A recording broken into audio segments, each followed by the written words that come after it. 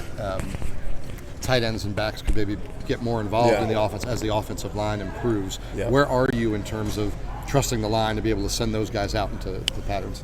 It's improving, and there's always a part of the game plan to particularly get the tight ends involved. Sometimes the coverage takes away from that. The running backs have caught a couple.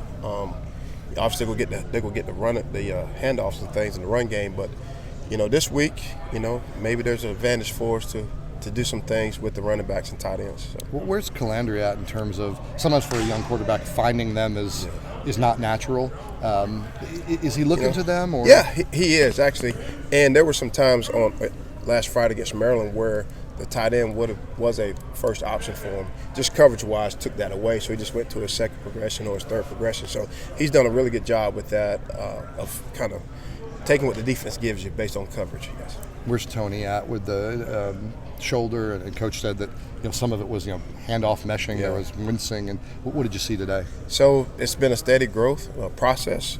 He's been better and better. He threw some deep balls today. We spreading them out, moved around, had some of the mesh stuff. So I think he's like each week, obviously with the injury, he gets stronger, can support himself, and more confident with it. So I think we're in a good spot with him right now. Is he going to play on Friday? It's one of the Tonys, One of the Tonys are playing. That's what I know. When would you guys expect to make a decision about that?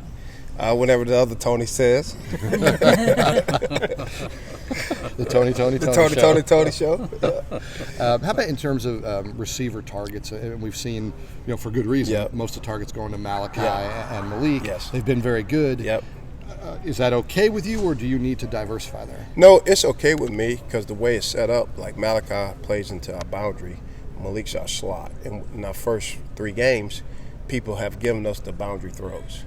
And then when they took that away, it obviously went to Malik. So hopefully, if they want to take away that, then it keeps working outside, And those guys, whether it's, Jaden Gibson, J.R. Wilson, Dakota Twitty, Sadarian Harrison, they're all doing a good job in the course of the week of us having confidence in them if the ball goes to them, And so we can, formation some things to put guys in different spots.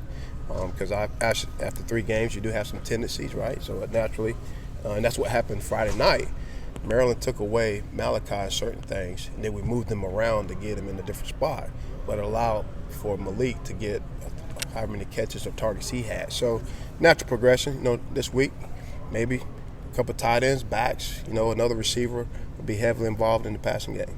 Dakota is coming back from injury. How much have you seen him grow and just getting more comfortable, getting that confidence after an injury like that? It's been awesome to see him because he's a big body kid.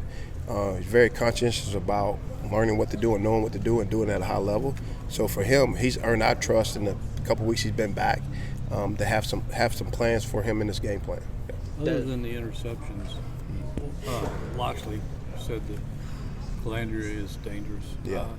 What do you like about what he's done and just how dangerous is he? Yeah, he's not fazed by the moment, and he can extend plays with his legs. And when he's in the pocket, right, he can make the throws, all the throws, whether it's the field throw, the boundary throw, or the hash throw. But there's been some plays back-to-back weeks that he's extended with his legs and made big plays for us. You spent a lot of time at NC State. Yeah. How much of an influence from your time there is in what you guys do offensively here? No, I've been around a lot of coaches. Yes, I was there for a long time, but I've been around a lot of coaches, so it's a mixture of a lot. And then obviously working here with Coach Elliott. Yeah. How would you evaluate the O-line this week, just as Stevens has had another week to get used to playing center? Well, I would say this, from a snap, pre-snap infraction standpoint from the center position was obviously a lot calmer.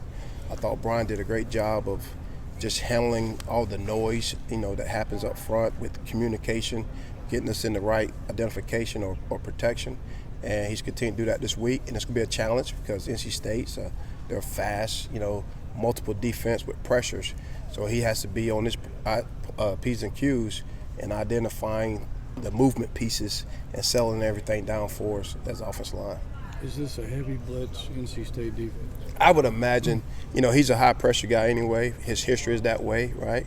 And I would imagine, regardless of what quarterback goes out there, that we're going to expect a lot of pressure early in this game. They're pretty decent at corner. Yeah. Does that help kind of let him I would say, they got Aiden White, who's ACC performer. Shaheem Battle's been there for a century, seems like, playing. And, the edge guy with Peyton Wilson, obviously been there a long time as well.